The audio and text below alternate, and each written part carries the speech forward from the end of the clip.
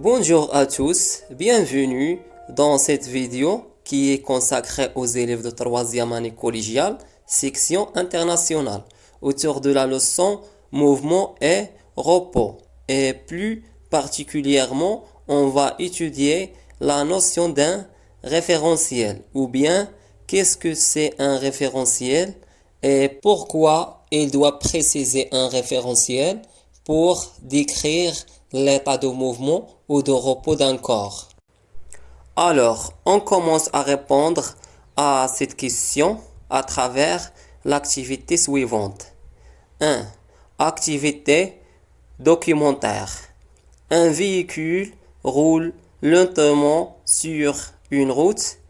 Un objet ou un corps A est fixé sur le véhicule et un autre objet B est fixé sur la route. Voir la figure ci-dessous. Comme vous voyez dans l'animation, il y a un véhicule qui roule sur une route et sur le véhicule, il y a un corps noté A et sur la route, il y a un corps noté B. Question 1. Complétez le tableau ci-dessous par l'une des expressions en mouvement et en repos. En mouvement, c'est-à-dire le corps est mobile, et en repos, c'est-à-dire le corps est immobile. Donc, dans le tableau, on dit par exemple si A par rapport à B est en mouvement ou en repos, et A par rapport le véhicule est en mouvement ou en repos, et ainsi de suite pour B et le véhicule et la route, jusqu'à remplir toutes les cases vides. Question 2. Un même objet peut-il être en repos et en mouvement? Argumentez. Dans cette question, on va voir est-ce que un même objet il peut être en repos et en mouvement en même temps. Et il doit prouver la réponse par des arguments. Question 3.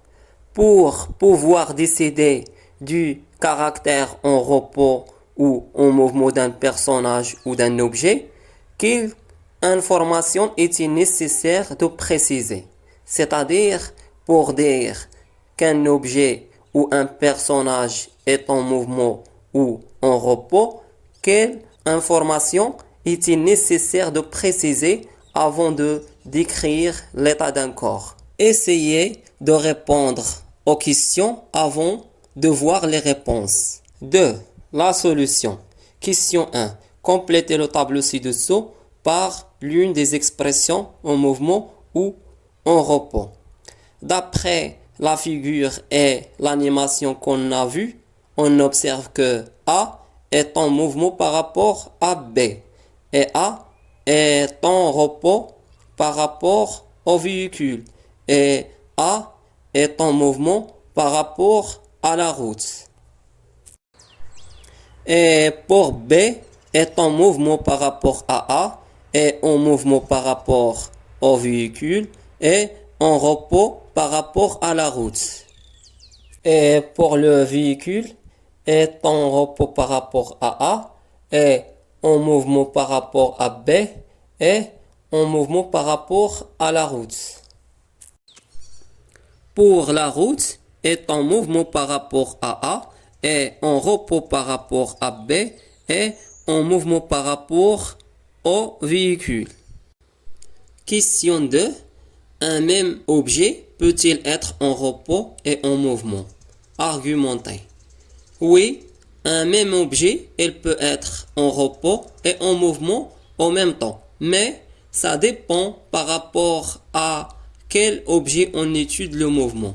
Comme dans le tableau, l'objet A est en mouvement par rapport à B et en repos par rapport au véhicule.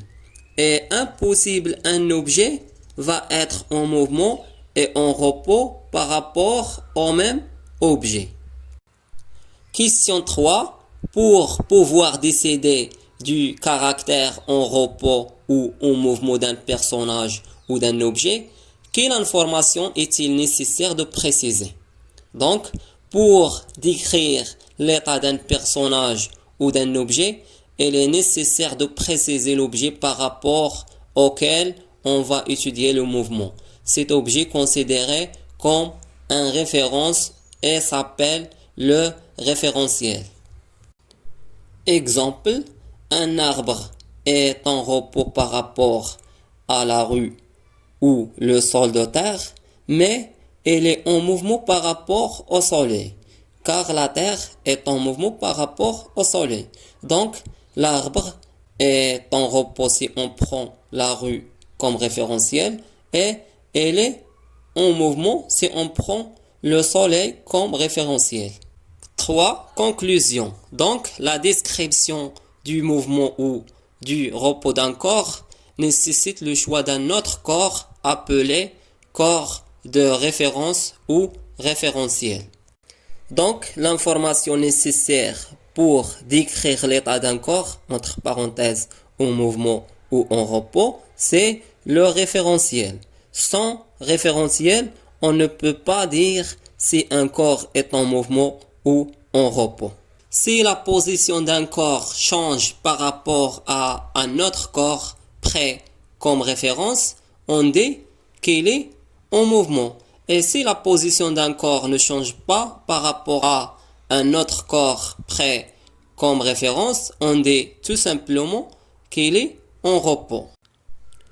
L'état de repos ou de mouvement est relatif par rapport au référentiel, c'est-à-dire dépend de référentiel et il peut être changé d'un référentiel à l'autre. Un objet ou un personnage peut être en repos par rapport à un référentiel et en mouvement par rapport à un autre référentiel, comme on a vu dans l'activité.